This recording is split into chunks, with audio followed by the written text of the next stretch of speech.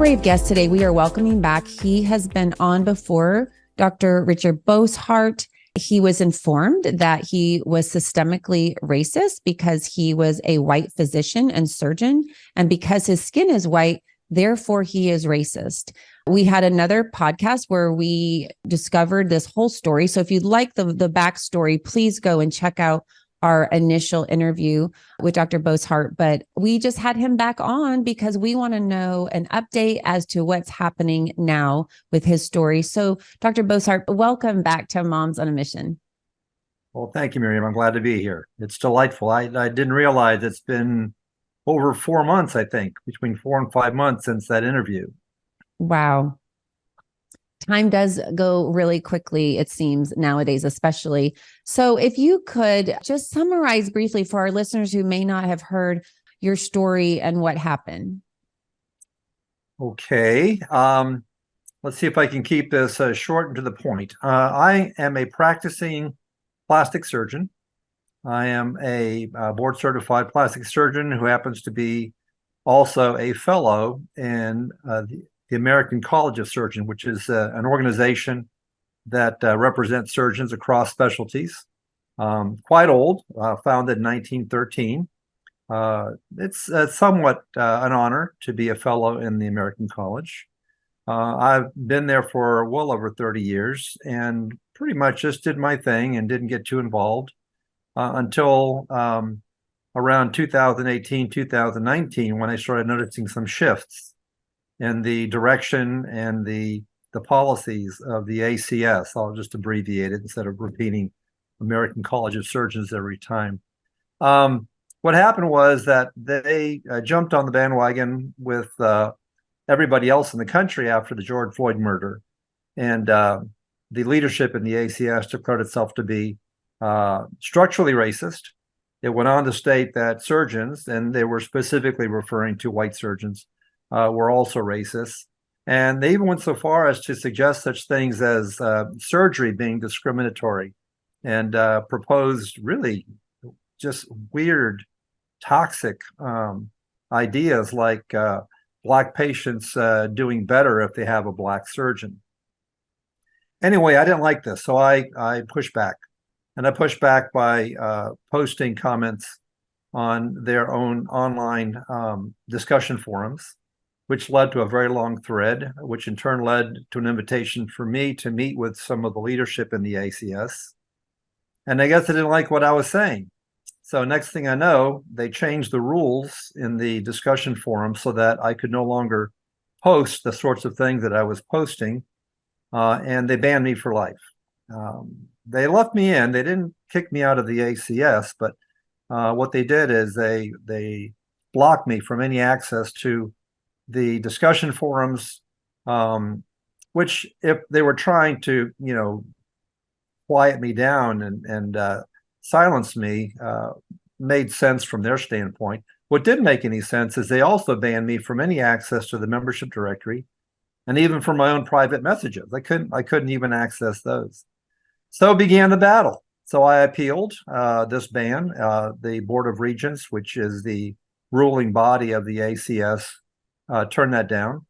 I turned to appeal to the head of the Central Judiciary Committee, which is the department in the ACS that's supposed to discipline surgeons. So if a surgeon is misbehaving in some manner, the issue goes to them. They investigate, find out whether there is any truth to the allegations that are there, and then they propose a punishment which goes back to the Board of Regents for being doled out to the member. That didn't happen. The committee never even reviewed my ban, and so what they did was interesting. Because they banned me outright without any kind of due process, the committee went on to say that technically this is not a disciplinary action, and therefore I don't merit a hearing, which was my right to request a formal hearing. I don't have that right. So here I am. I'm silenced, isolated, unable to contact my fellow surgeons through the ACS, and I've been trying to deal with this ever since. So at the time that we spoke, The ban remained in place. I had been successful to a small degree in getting a piece published in the Wall Street Journal about this, which got quite a bit of attention, which led to an invitation to appear on a number of different shows, including yours. You're right up there with Tucker and with Dan Bongino. Of course we are. And Larry Elder and some others. So you made it to the big time. But I was able to kind of lay out my case and lay out what's happened to me. The issue is, it's not so much what happened to me personally, it's what this means when you have a professional organization silencing any debate or dissent, especially in something as controversial as calling itself racist and surgeons racist. It's just that kind of illiberal behavior does not belong in an organization like the ACS. So that kind of brings us up to your particular podcast that I appeared on. Do you want me to go ahead and go into what's happened since then, or do you want to kind of digest that or ask any questions? Yeah. So, well, first of all, thank you for sharing that. And thank you for standing up for not just doctors, but obviously patients. I know we have seen in the news where folks have been concerned about some of this Marxist ideology injected into medicine. And it's quite concerning to think that we're actually going backwards as it relates to racism when we are hooking up and connecting certain surgeons based on their skin color with other patients based on their skin color. And my concern is the outcomes here. And I am very concerned about the statistical analysis if we were to dive into that to see what type of outcomes are occurring once this Marxist ideology is injected into American medicine. Well, it's absolutely true. The whole idea that you can deal with medicine according to group identity, that race becomes a significant factor to the extent that you propose that Black patients should have Black doctors and white patients should have white doctors. That goes against everything that medicine stands for. Hippocratic medicine traditionally has been centered on the patient in front of you. That's who is important. It doesn't matter where they come from, what they look like, what their life is like. You're there to treat an illness, to relieve suffering, to provide whatever care you're capable of for the problems that individual has brought to you. And you can't treat individuals as a group. I mean, it's like saying that all groups consist of identical individuals, which is absolutely wrong. And the idea that we have to arbitrarily start to elevate things like race and gender and anything else, ethnicity, as critical to, for example, selection of who is going to become a physician. The push now is for more diversity in medicine, which means that we have to start trying to establish, people don't like to use the word quotas, but that's basically what it is. You're trying to establish a medical environment that represents the society, which means that we should have at least 12% Black doctors and 6% Latin doctors and 50% female doctors and so forth. What's really being lost is the importance of excellence and quality and competence. And the people that are pushing these DEI initiatives deny that, but it's happening. It's definitely happening. To me, it's so toxic. It is so toxic. That patients have to worry about whether the doctor is going to give them the best care because they don't look like them. Yeah, and my concern is these people who are pushing these horrible and harming ideologies. You just wonder if they were getting ready to get cut open by a surgeon, if they would want the very best surgeon, or if they would want a certain skin color, what would be the most important thing for them at that point in time? And we know it would be excellence. They would want the best of the best so that they would have the best outcome. And it's not to say that a certain skin color would not provide the best outcome. At the end of the day, we just want the best candidates going through medical school, going through residency, and then working with patients. At the end of the day, that's what's the most important thing here. I have an interesting story in that regard, in that I'm sure the name Ibram Kendi is familiar to you. Yes, I heard about. The father of anti-racism. He wrote the book How to Be an Anti-Racist, and he was invited to be the keynote speaker at a leadership retreat of the ACS.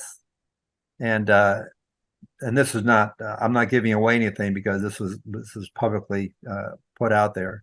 But he was diagnosed with colon cancer. It's a bad cancer.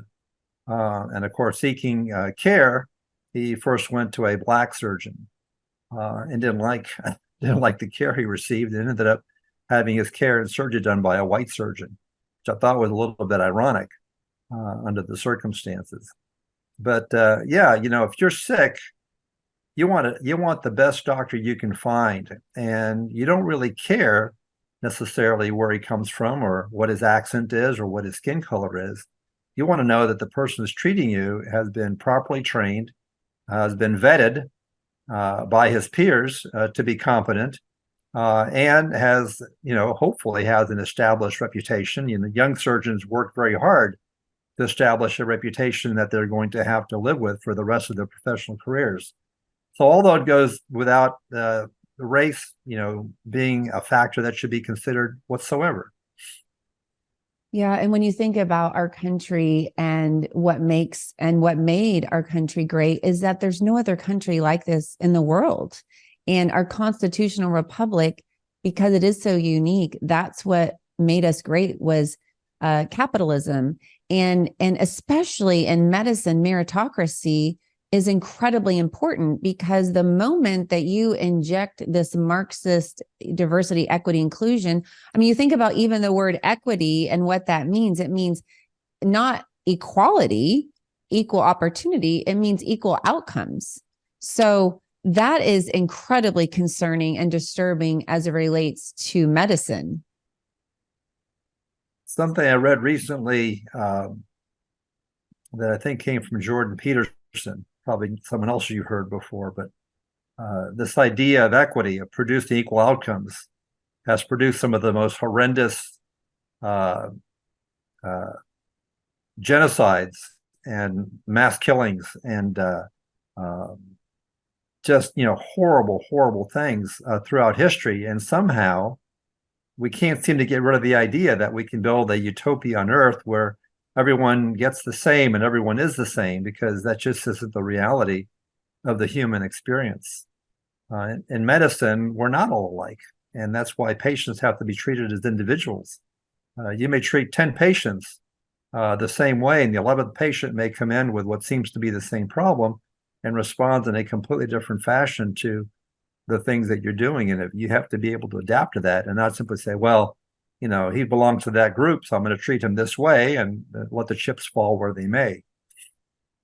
What I find so fascinating in the worst possible way is that this Marxist ideology has not worked anywhere. It's destroyed countries, and it's basically a weapon being utilized to destroy our country. And I just, sometimes when I think about what you share about medicine and how it's wielding its head through the medical field and profession, it astounds me that as intelligent as physicians are, that so many of them are going along to get along, and either A, they don't understand this and they're not informed in this area, or B, they are and they're okay with it, or C, they're afraid. I feel like those are the three buckets that they're in. But man, I just can't understand that so many physicians don't get this. They're just so smart. I think that the main two reasons that I see for this happening, outside of those who are what I call the ideologues who actually believe in these crazy things are one, they're clueless. And I put myself in that category because until a few years ago, I was clueless. I had no idea what was happening in the country. I was too busy practicing medicine. That's a very, very all-consuming profession if you try to do it right. And a lot of doctors are the same way, especially younger doctors starting their careers. And the second group is a group that basically are afraid. Like you said, they're scared because they fear that if they speak out against this tidal wave of wokeism and progressivism, that they put their careers in jeopardy. A few years ago, the statistics showed that for the first time in the history of medicine, more doctors practiced as employees of corporations and big hospital systems than practiced independently. So now you have that injected in medicine where you're no longer autonomous. You basically have to follow whatever the party line is for the organization you work for. You have to be sufficiently productive, otherwise you will be penalized. You won't get bonuses. You won't get the types of benefits that others would get. Things that happened during COVID, a lot of doctors were very uneasy, and some like me were outright antagonistic to many of the policies and things that happened during COVID. But physicians working in hospitals could not speak out. They would be accused of everything from being unscientific to being the old pejorative granny killers because they were advocating things like, oh, you don't need to wear masks and that sort of thing. So yeah, there's a lot of inertia, a lot of obstacles in the way of someone speaking out. I don't want to blow my horn because I really have little to lose. I'm at a point in my career where nobody can really hurt me anymore. I'm not employed. I'm still independent. I'm a year or so away from retirement, so they can't threaten my career. I'm inured to criticism if it's not justified. I definitely listen to criticism if it seems to be coming from a source that I have any respect for or believe in. My wife accuses me of having lost some of my filters so that I speak my mind and say what I think. Good. That's a good thing. She should love that. Well, she said that semi-jokingly. The family is much the same way, but it's true. I don't have I guess I can say I don't have the time left on this earth to be beating around the bush and not being direct. So I tend to be much more direct than I used to be. And hopefully I do so in a way that's not going to be seen as aggressive or attacking. But I don't want to sit there and talk around an issue. I want to walk right to it and say, hey, I am not a racist. I don't believe that any of my fellow surgeons who I've worked with for my entire career, I don't believe that 99% of surgeons practice in a manner that would suggest any racism is involved. I'm sure there are racist surgeons. I mean, there's no large group of people in which you don't have your outliers. But to say that the entire field is systemically or structurally racist is such a horrible thing. I'm not going to be quiet about it, and I'm going to talk back. And you can see where it's gotten me so far: a little notoriety and a lot of headaches. Well, has anything been done, even if you haven't been reinstated into these forums? Has any progress been made, or has anything happened positively since we spoke last? Well, yes, I would have to say a couple of things. No, I've not been reinstated, and I don't think I will be. I think there's too much. The ACS has, I think, too much to lose to give in and reinstate me. But a couple of things have happened. I did get the article in the Wall Street Journal, as I mentioned. I also just in July had an article published in the City Journal, and that title was Isolated. If you just pull up City Journal Isolated, you'll pull it right up. That was a similar article to the Wall Street Journal, but a little different slant to it, outlining what it's been like to be banned in the manner that I was banned. It turns out that within a few weeks of that, National Review, which I highly respect as a news source, published a very large article that was titled, "Is Your Doctor Racist?" And I think a major part of that article was devoted to the ACS and my band in the ACS. So there has been some publicity. And one of the things that happened as a result of my getting involved in all this was that I joined two organizations. One was FAIR, Foundation Against Intolerance and Racism. And I was one of the founding members of an offshoot called FAIR in Medicine. And the other was an organization called Do No Harm. And Do No Harm was formed by Dr. Stanley Goldfarb, who was formerly a professor and dean of curriculum at Penn State. He published an article called "Take to Aspirin and Call Me by My Pronouns" in response to the push of DEI, and was vilified for that, but has been very successful with the organization Do No Harm in fighting back. And I've been given the title, for what it's worth, of visiting fellow. So those two organizations have backed me. And Do No Harm recently sent a letter, which was very well written, I think, and strongly worded. The letter condemned my ban and also condemned the ACS embrace of DEI, diversity, equity, inclusion, and critical race theory, and called for immediate reinstatement and asked for an apology. I told them, I don't think you're going to get the apology. I'll be happy with the reinstatement. But that letter was sent weeks ago, and there has been zero response from the ACS, none. So we're working on a follow-up to that at this time.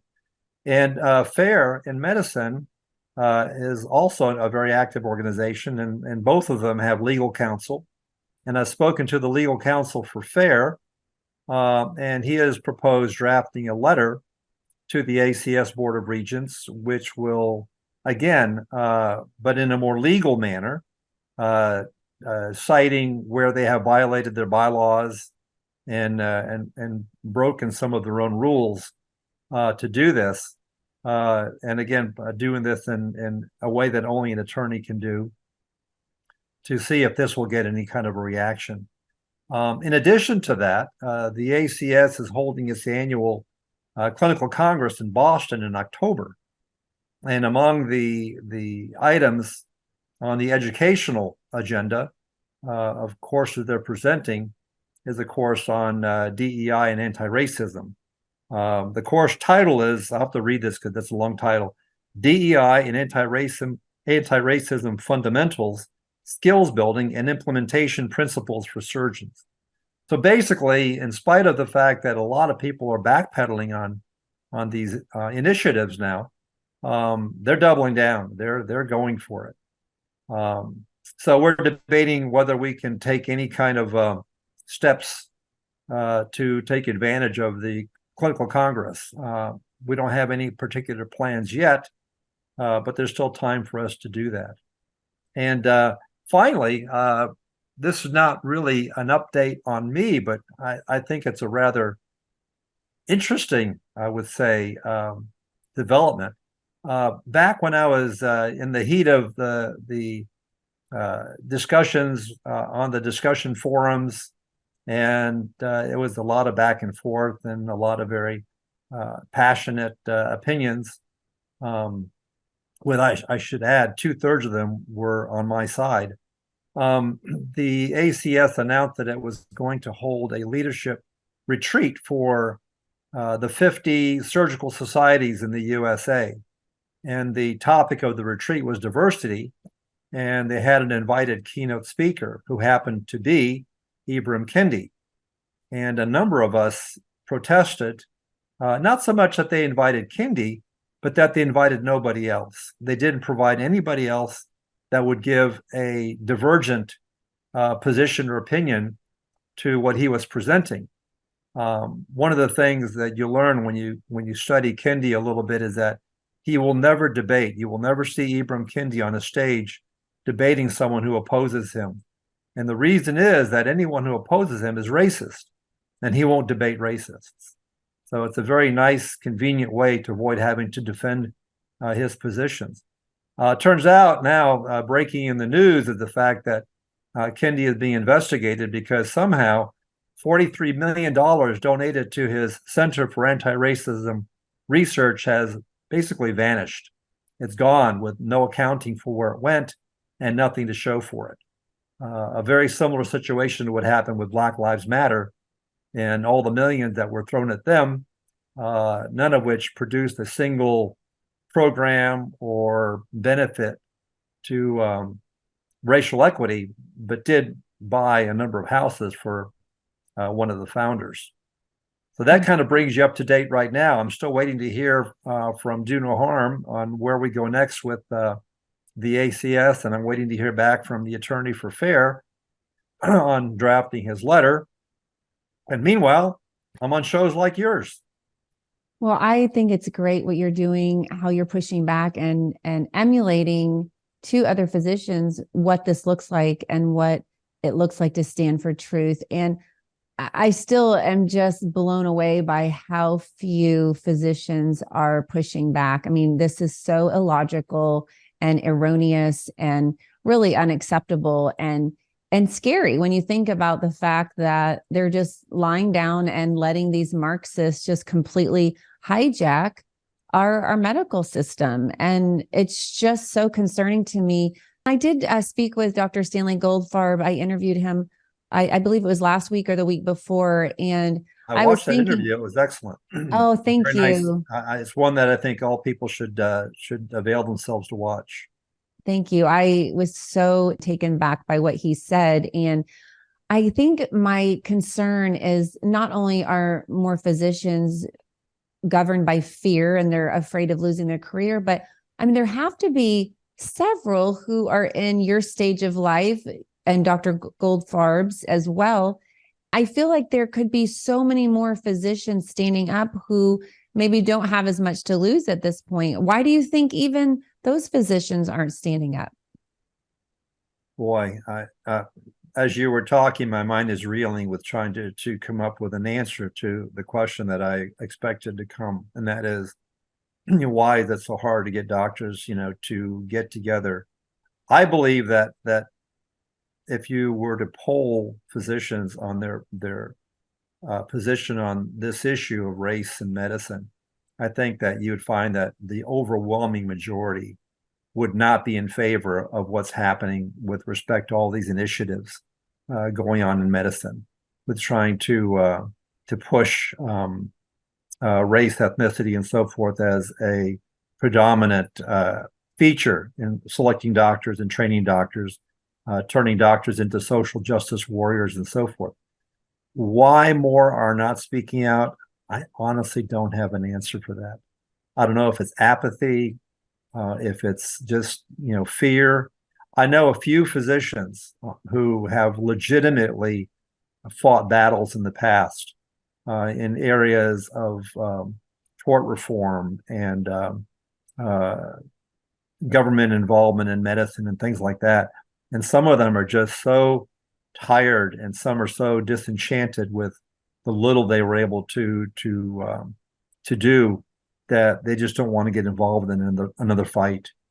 At this point in time, I don't know where this is going to go and what's going to happen with me personally. I know there may come a day when I say it's no longer worth it for me to keep fighting this battle.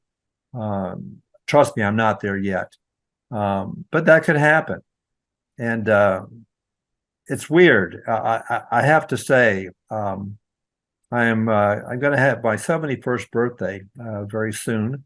I'm nearing the end of my professional career, and I never, ever thought that I would see medicine going the way it has gone and to feel about medicine the way I feel.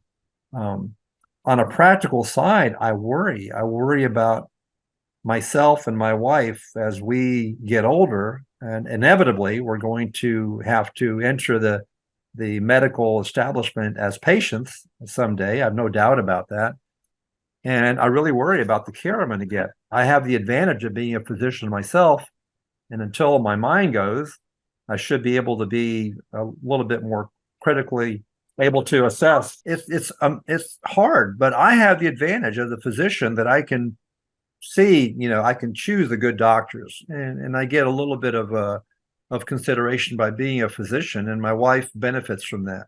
Most people don't have that, and they rely on the system. They rely on a system that I feel is, I don't want to say irreparably broken, but I think is terribly broken. And it's going to take a lot to put it back together again. Well, And it's not going to happen, and I don't believe any longer in one generation. It's going to take a multiple generation push to get medicine back to the trust that it's always held in the mind of the public. well, I think you can see a pattern here with these Marxist ideologues, how they are infiltrating the government, they're infiltrating medicine, they're infiltrating education, they're infiltrating every area of our lives to push and advance this Marxist anti-God agenda. I do agree with you that I'm so shocked that it's been so successful in medicine, because I think medicine has been really our main arm that has just leaned on science and critical thinking for so long. It seems like that would be the last tentacle that they could capture, and yet they seem to so easily capture it. And so I know that the folks I've talked to, you and Dr. Goldfarb, and then I also had the honor of interviewing Lieutenant Colonel Oliver North, and I asked him, just like you all, I said, why are you doing this? You could sail off into the sunset. Why are you doing this? And he said, my kids and my grandkids, really his grandkids. And Miriam, that's my same answer. It's my kid. What keeps me going is the fact that my kids and my grandkids and their kids will inherit whatever world we leave them. And I don't want to leave them a world like it is today. I really don't. Well, the truth is, if more physicians and more Americans don't stand up and fight these tyrannical forces, the America we are going to leave our children and grandchildren will not be free any longer. And that is a fact. This is not going away. We can't just wish it away. We can't go along to get along and think, well, if we give them an inch, then, they'll be happy. No, they won't be happy until they take over every single system of America that represents freedom. And the fact that every other Marxist regime has been tyrannical and has been completely abusive and has not worked, that in and of itself should be a massive alarm to every American. And so I thank you for what you're doing. I know you could take the easy way out. You could sail off into the sunset, enjoy what you've worked so hard for. And I know that you are, and some are as well, but you can still fight, and you can still push back, and you can still hold people accountable. And I just want to say thank you so much for all that you're doing. And thank you for saying yes to God and standing up for truth and standing up for your grandchildren and for all the kids in America and our next generation. Thank you so, so very much. Well, all I can say, yes, is you're welcome. I don't feel like I'm doing anything that a reasonable individual would do if they were in my shoes. So I don't consider myself to be any kind of a hero. If I can be maybe a good example, I'd settle for that. Hopefully the things that I do will provide for some lasting benefit, and I intend to keep on trucking for as long as I can. Well, if nothing else, you're setting a phenomenal example for your family and your patients and those in your immediate circle. And that's what we always say at Moms on a Mission. Our 3 pillars are to educate, awake, and activate. And people can't wake up until they're educated and they know what's going on. And it takes, honorable, brave, courageous American citizens to do that. And you are absolutely one of them. So thank you so much. Thank you for being on Moms on a Mission today again and updating us so that we know how to pray for you and how to support. And how can people find you and follow your story, Dr. Bosshard? There's, pardon me, there's several ways they could do that. I do have a blog. It's Beyond Plastic MD. So if you look at, if you just, put in your browser, beyondplasticmd.com, you should pull up my blog.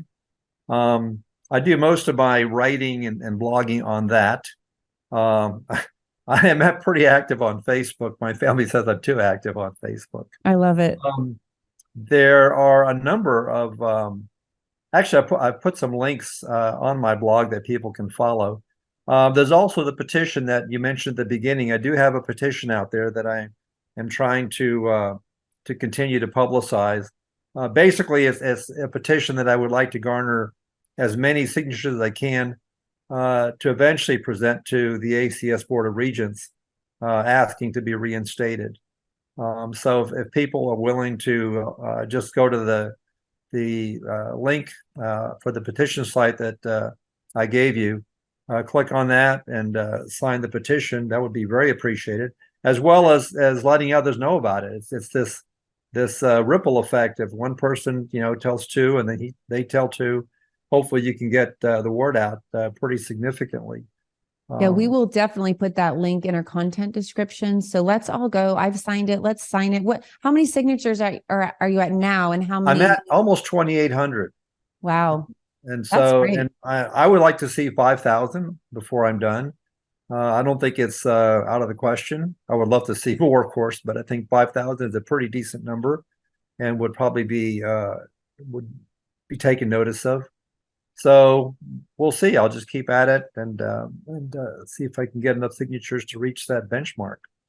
Well, let's all go there and sign it today and do what we can. That's easy. That doesn't cost any money, just a few minutes of our time. So let's sign his petition and support Dr. Bosshard in this endeavor. And really, we're supporting ourselves by supporting freedom and justice. And so we are so grateful. Thank you so much for being on today.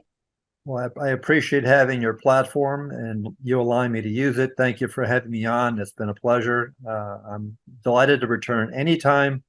And I trust that your base will continue to grow and your influence will extend. And I will support it in any way that I can. Thank you so much. We appreciate you. And thank you all so much for listening. As always, if you have any comments or questions, you can email us at moms@momsonamission.net. That's moms@momsonamission.net. And then you can check out our website at momsonamission.net. And we would love for you to follow us on your favorite platform. Our favorite is Rumble because it's uncensored. So if you just go to Rumble and click the follow icon, we would be so honored. And then you can be updated when new episodes are released. So that's Rumble, and just click the follow icon. And thank you so much for listening, and God bless. In light of recent bank volatility and skyrocketing inflation, diversification is a must. That's why I use my good friend Andrew Sorcini at Beverly Hills Precious Metals.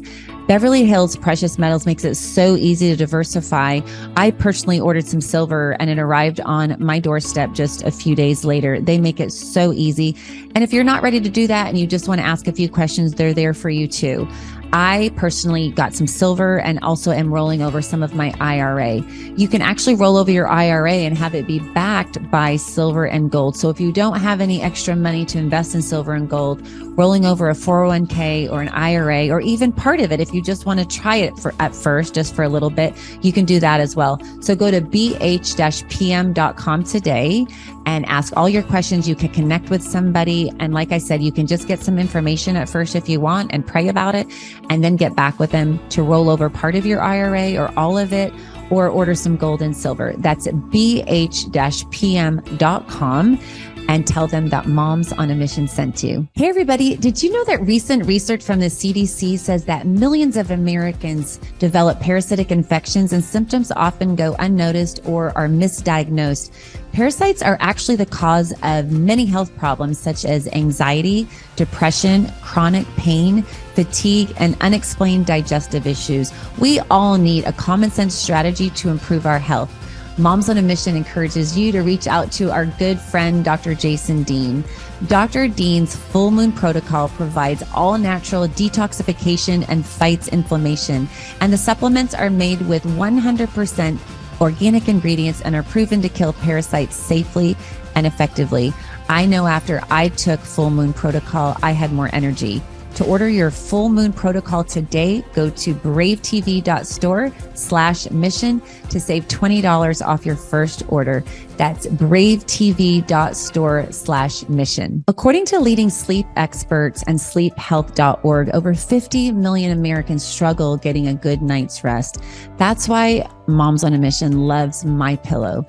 MyPillow makes amazing pillows, sheets, mattress toppers, robes, towels, literally almost everything you need for a good night's sleep. They also make dog beds for your dogs. So by going to mypillow.com, typing in the code MISSION, you not only receive a high quality product, but you're supporting Moms on a Mission and this podcast. If you like what you're hearing and you agree with it, you believe in it, and you want to support Moms on a Mission, then go to mypillow.com today and order some high quality products and just type in the code MISSION at checkout and you can save up to 66% off. That's mypillow.com, code MISSION. Since 2014, Organic Body Essentials has offered clean, simple, certified organic skincare. Our organic face-to-feet and federally compliant hemp and pet products are manufactured under USDA and FDA guidelines. Our products are inspired by God using plants He created. In Ezekiel 47:12, it says, "The fruit is for food and the leaves for healing." We believe in the power of God to heal, so we pray over our products and for our customers. Our therapy in a bottle approach has been widely received, and our customers' testimonials continue to inspire us. You can find us at organicbodyessentials.com and obe.organicbodyessentials.com. Please feel welcome to reach out with questions. Use coupon code MISSION at checkout for a discount. Thank you for your support by using MISSION at checkout to benefit Moms on a Mission and their quest to reestablish traditional values in our education system and empowerment for a healthy lifestyle.